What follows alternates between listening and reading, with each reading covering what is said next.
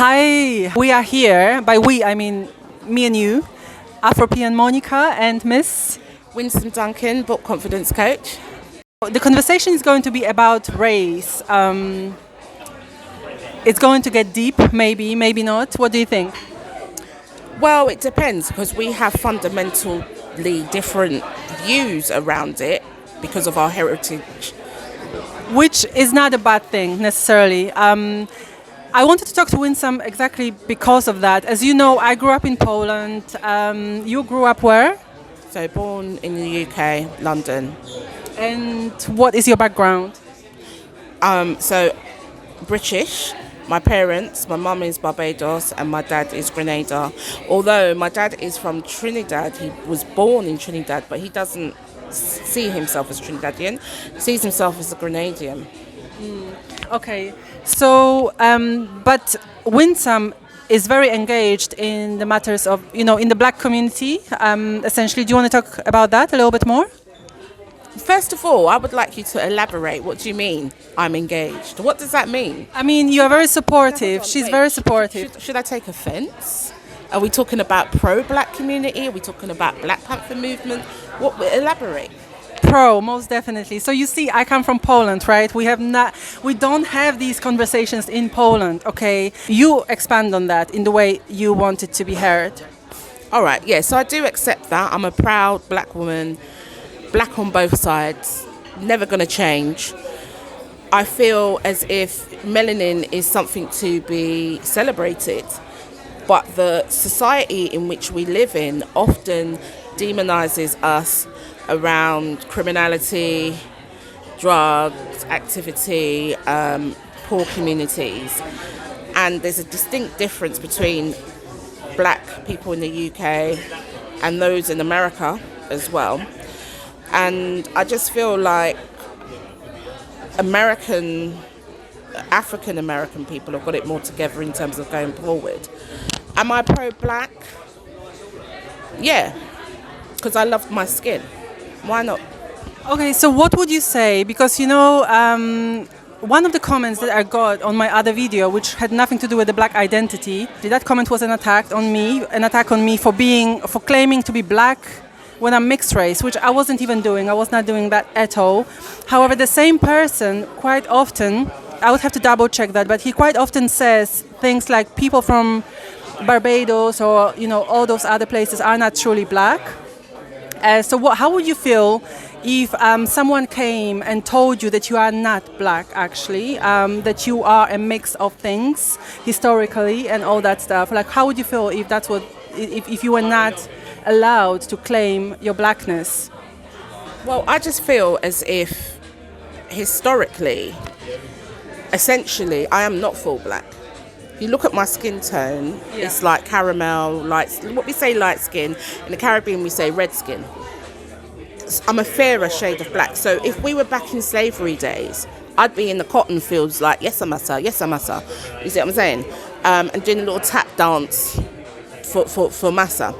So my bloodline has been mixed with, well, I know that my name Duncan means brown chief, and it comes from the Scottish background, but just based on my colour, there's some sort of mix in my heritage. I'm not the true born black. So that's the first thing, I think.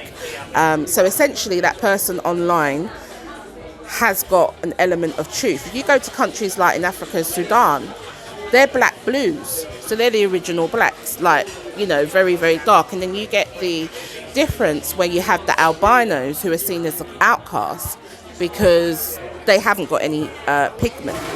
So for you to take offence, I know sometimes you're a little bit sensitive, so I understand. I didn't take offence. It's just, I think it's disrespectful because, one, my video was about something totally different. So the person that commented on my video was essentially, he just tried to propel his agenda. He did not even take time to listen to what I was saying, which was very different, had nothing to do with the black identity. So if you felt disrespected, was that because he was saying you're not a black woman? No, because I identify as mixed race. I just felt like there was no need to emphasize that because I was not talking about being black. I was talking about my mixed race experience. Okay, so what does that mean, mixed race? That just means mixed, both black and white. In my case, there are other mixed race people who are other mixes, right? But black and white, that's what it means. Let me ask you a question. So if you're in front of the Ku Klux Klan and they say to you, what colour are you? Are you a black person or are you a mixed race person? I mean, I won't engage in conversations with Ku Klux Klan because that's I would No, but answer the turn question. around and walk away. I mean, my answer would remain the same: mixed race. I don't care. You know, I can't. But they're not going to see the white in you, are they? Well, but I can't be responsible for what they see. If you ask me, my identity does not change because somebody else sees something different. You see, not just that. I wasn't the one saying that I have no right to claim blackness. The guy that commented on my video said I have no right to claim blackness. So what would you like to say to him right now? He's watching. Hello. What do you want to say back to him? Okay, I would like to say nothing anymore because I feel I've already said what I needed to say in my other videos. I just wanted to discuss this issue with somebody other than myself, someone like you who's very much pro-black, but might be attacked by someone like him who claims that people of your heritage are not black. I just feel like this whole conversation about who is black and who is not is getting out of control. I feel like it's too intense. It is creating division. That's how I feel. Okay. Well, I would say I don't really care if someone says to me I'm not black. I don't care. If you don't pay my bills, you don't pay my electricity, you don't drive my car, you don't pick me up in an Uber. So I don't really care. Say what you want. Say what you want. I'm a black woman and I'm black on both sides. But I do want to highlight when we were at the Houses of Parliament at the book launch and you made a comment about equality. I just want you to just put it into context for everyone at home. Yeah. And then I'll chime in. Right, so when we were there at the book launch, that was a different conversation because we were talking about systemic racism, right? So there are two different types of racism. I feel like my context was different. I was talking about personal experiences, etc., not systemic racism, right? So those are two different things. Do you want to say what you want to say? Because I feel like you have something to say about what I said that day. Yeah, I've got plenty. So basically, it's not verbatim, but Monica said in a room full of 300 people at the Houses of Parliament that she hasn't received any sort of prejudice or racism in her life. And it was like a gasp, wasn't it? They were like, and then the debate sparked off, did it not? Okay, please tell me I did not say that there is no racism, okay? Let's just start there. I'm paraphrasing. No, I know, but again, you are paraphrasing correctly. I did not say there was no racism in this world. I said I haven't experienced or I don't have the awareness of experiencing racism in my life. That's what I said. And people got offended. I don't know why. I'm sharing my experience. Must I lie to you to be accepted? I don't understand. Okay, let me help you to understand. I'm just going to tell you my opinion. Okay. I can't speak for 300. I can't speak for 300 people. But how I see it is this, yeah? There's indirect and there's direct racism. Yeah, there's underneath the table racism and on the top racism, prejudice and all the rest of it. So some point, I believe, in your life, Monica, things might have happened where maybe you didn't get the job or they walk past you, give you a dirty look or something of this nature would happen and that you got rose-tinted glasses on and you walk around like you're in Alice in Wonderland. Da-dee-dee-dee-dee. That is so unfair. You know what? I don't know. I mean, my perception is what it is. I can't really change it. I don't know how you see things. I don't know how other people see things. The way I see it is like I keep it moving. If something doesn't work out, I just keep it moving. I don't stand there trying to analyze and trying to figure out why didn't I get this or that or something else. Is it because I'm a woman? Is it because I am not white? Is it because I am Polish and we are living in the Brexit, UK? I don't stop to analyze these things. I just keep it moving because I know I'm going to get to where I'm going, no matter who's in my way. It's just not possible for me to not get there. That's how I see it. I am not saying that there has been no racism directed towards me. I'm just saying I do not have, it doesn't stay in me. That's how it came across. But I don't know, I can't tell you, okay, if, I honestly cannot locate an incident in the UK where I felt... What about your husband? Has he experienced it? Well, I can't talk on his behalf. No, I'm sorry. I think you're missing the point here. Was there any incidences where he felt like, I'm tired of being a black man? Because then that would impact you because of that family unit. Like, I think there needs to be some ownership. For sure. But that wasn't the conversation at the Houses of Parliament, right? That wasn't it. Hold on, wait. That wasn't the conversation with the Houses of Parliament. But today we're talking about race, and today we're talking about what our views and opinions are of race, and we're talking about, is this an equal, just society?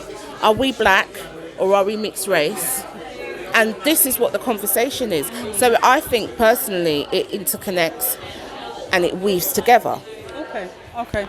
No, yes, obviously I've heard people complaining of racism, whether it's my husband, whether it's another person, whether it's yourself, and so many other people. Yeah. So I'm not going to stand here or sit here and say that there is no racism in the world. That's not what I'm saying, though. That's not what I've ever said. To me, it's just not something that I dwell on in terms of my own experience. With that said, I do try to explore it in some ways, and I think for me, whenever I discuss something, I want to find a solution, and not only from the systemic perspective, but also for my own self. Like, how do I walk through this world without being affected by racism more than I have to be? And I'm saying this because there are many people who blame everything on racism. I'm sorry, but that is the case with many people.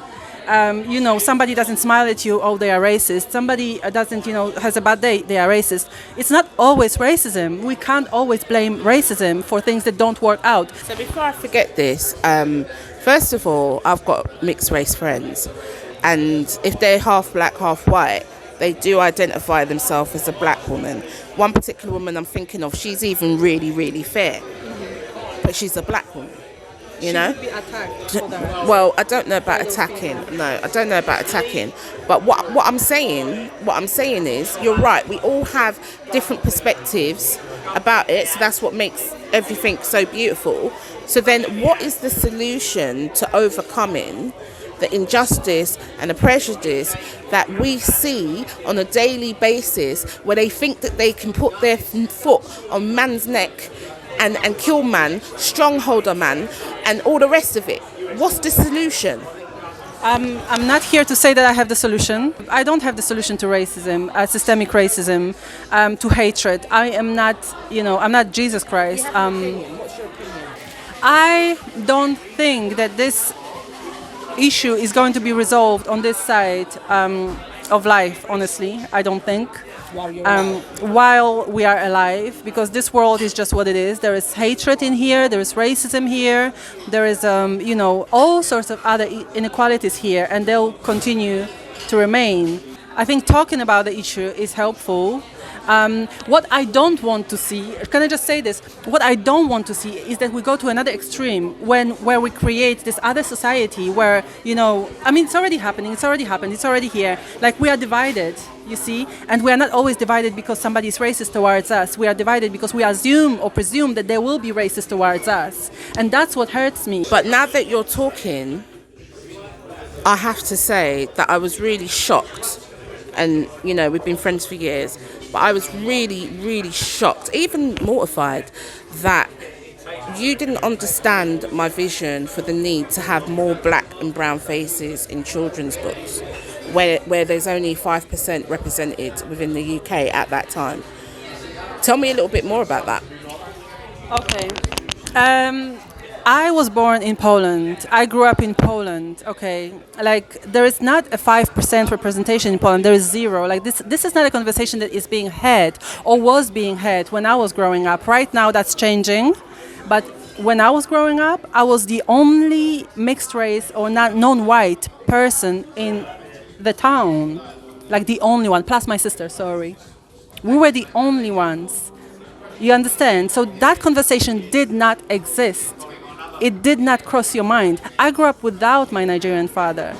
You understand? So those were not the conversations that we were having at home. So I don't know if people want to be offended because I said something that I say, I'm sorry. Like, I'm not trying to offend you. I am just talking from my perspective, from what I know. And I just want to say that I made an effort to learn, which I feel like you should acknowledge as well. A lot of effort. So since I came to London, I've changed a lot. Like, I've been a lot more vocal about the issue, and I feel like I know a lot more and have a greater understanding, which I could not have had before coming to this country, because it was just not something that you can develop in a place like Poland before the internet era. Okay, fair enough. Well, I mean, this is just the beginning of a conversation that cannot be, like you said, rectified in our lifetime. So to conclude, to give sort of my sort of closing thoughts, I guess we're just different. Like, you know, I want to live in a happy, clappy world. We all sing rainbow songs, but that's not been my experience. Yeah. That's not what I did, though. No, but I'm not saying. I didn't say you did that. I didn't say you did that. That wasn't my words. I'm telling you my conclusion to conclude, because we do have different angles on the topic of race. I don't know what it's like to be a half white woman. I have no idea. No idea. But what I do know is that on a daily basis, I see my people suffering globally around the world, and nothing seems to be changing. It seems to be okay to oppress a nation, you know, and don't even let me get started on reparations for slavery. Don't even let me get started on that. So I just really feel that our differences make us special, it makes us unique, it makes us who we are, and it's a continued evolving conversation. But once we know that there's more of us than there's more of those people in power, then that's when the revolution will start. The revolution of the mind change, the revolution of mindset, ideologies, who we walk in the world. I don't want to have to go in an office where there's all just white people and I'm just the only melanated person there and I'm feeling some kind of way. There needs to be diversity. We need to have the same paycheck as an author, as our white counterparts. We need that. And the conversation goes on, the conversation continues. But that's really what my thoughts are. What's your conclusion? I mean, I agree with what you said 100%. Now, being here in this country, obviously in a place like Poland, you will always have majority of white people there in an office or wherever, because that's just what the country is made of. However, in a country like the UK or England, you know, we should have fair representation. I totally agree, and we should be able to claim the same benefits for being, you know, just being that the white people are claiming. I totally agree with that, and I appreciate that you said that you don't know what it is like to be white and black, not just black, right? Many people that comment, some people that comment on the mixed race issues won't admit that. Like, you do not know what it is like to be mixed race. So please, I think what's necessary is for us to listen to one another. That's another thing. I think we absolutely have to listen to one another, and I feel like that's not happening enough. On both sides, on all sides, we have to listen to another's experience, so that we can then have a real conversation, genuine conversation. And, you know, it doesn't have to come to blows or anything like that. Like, we can literally agree to disagree sometimes. That's how I feel. Okay, well, we've started an interesting debate. What's your thoughts? What's your comments? What's your questions? Let us know. Leave us a comment below, and obviously do be respectful of people's opinions. That's their opinion, isn't it? Like, you know, let's open the debate. Is there a way that we can have a solution to racism, prejudice and justice within our society, or is it just something that we continue to learn to live with? I want to know what your comments are, so just leave it below, and I'm going to give this to Monica to close. And I think we've handled ourselves very well. It got a little bit gritty, but we took a breath. Okay, so I'm just going to say thank you so much for having this conversation with me. I appreciate your point of view. I know you are doing a lot of great things for the community. So, you know, it's a pleasure to have you here, and I really hope that this is the beginning of a, you know, of a conversation. Of the conversation. I think it's time to go now, Yes, right? I think so. Bye-bye. Bye.